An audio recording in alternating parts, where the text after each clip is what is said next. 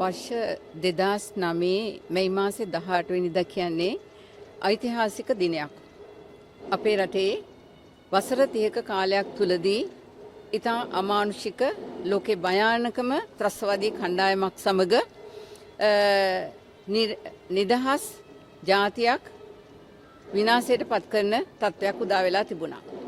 අත වශයෙන්ම සිංහල වීර විධාන සංවිධානයේ ආරම්භයත් මේ යුද බිය එහෙම නැත්නම් මේ ත්‍රස්තවාදය නැති කිරීම. ඒ එක්තරා 1997 වනකොට අපේ දිඹලාගල නායක ස්වාමින් වහන්සේ කොටි ත්‍රස්තවාදීන් අතින් ඝාතනය වෙනවා. ඒ අවස්ථාවේදී ව්‍යාපාරික ඒ වගේම විද්වත් මණ්ඩලයක් එකතු වෙලා මේ රටේ මේ යුද්ධය පරාජය කිරීම සඳහා ගත යුතු පියවර කුමක්ද කියලා සාකච්ඡා කිරීම තුළින් තමයි සිංහල වීර විධානය බිහි වුණේ. එදා මෙදා තුර අපි මේ සිංහල ජාතියේ ආරක්ෂාවත් අනන්‍යතාවයත් ඒ වගේම රටේ ඒකීයභාවයත් වෙනුවෙන් පෙනී සිටින සංවිධානයක් විදිහට හැකි හැම අවස්ථාවකදීම අපි කටයුතු කරලා තියෙනවා. ඒ කාලය තුලදීත් අපි විශ්වාස කළේ මේ ත්‍රස්තවාදය යුද්ධයකින් පරාජය කළ යුතුයි කියන ඒකමතික තීරණයක අපි හිටියා.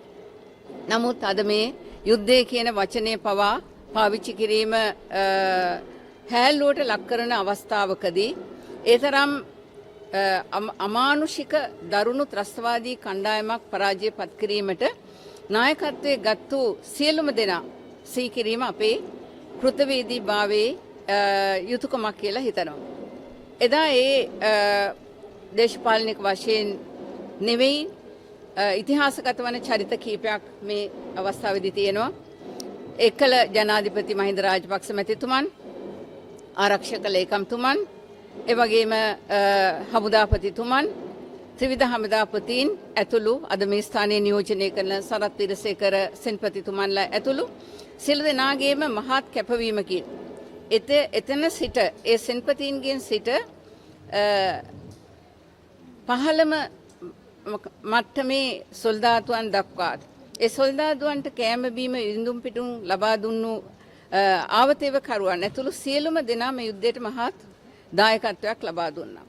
අපේ විරුවෝ බොහොම කැපවීමකින් උද්‍යෝගයකින් ශක්තිමත්ව තමන්ගේ ජීවිත ගැන නොසිතා එදා ඒ යුද්ධය සිදු කරලා මේ වගේ දවසක රටට නිදහස ලබා දුන්නා. ඉතින් මං හිතනවා අපි ඉතිහාසගත වන මේ දිනය සැමරීම කෘතවේදී ජාතියක් විදිහට අපේ ඇගේ දුවන සිංහල ලේවල ගතියක් කියලා මම හිතනවා. ඉතින් අපි ඒ සියලු දෙනාටම ජීවිතයට සිටින සියලු දෙනාටම නිදුක් නිරෝගීව චිරාත් කාලයක් ජීවත් වෙන්නට ලැබේවායි කියලා සුබ පතනවා. ඒ වගේම ආබාධිත රණවිරුවන් 14000ක් ප්‍රමාණයක් ඉන්නවා. ඔවුන්ට සුවසේ තමන්ගේ ජීවිතයේ තියෙන තාක්කල් නිදහසේ ජීවත් වෙන්නට මානසික ශාරීරික මට්ටමක් ඇති වේවායි කියලා ප්‍රාර්ථනා කරන වගේම අප වෙනුවෙන් මියගිය ඒ රණවිරුවන්ටත් ඊටාම ඉක්මන් භවයකදී නොයන්සොය ලබන්නට ඒ කර පිනම හේතු වේවායි කියලා ප්‍රාර්ථනා කරනවා.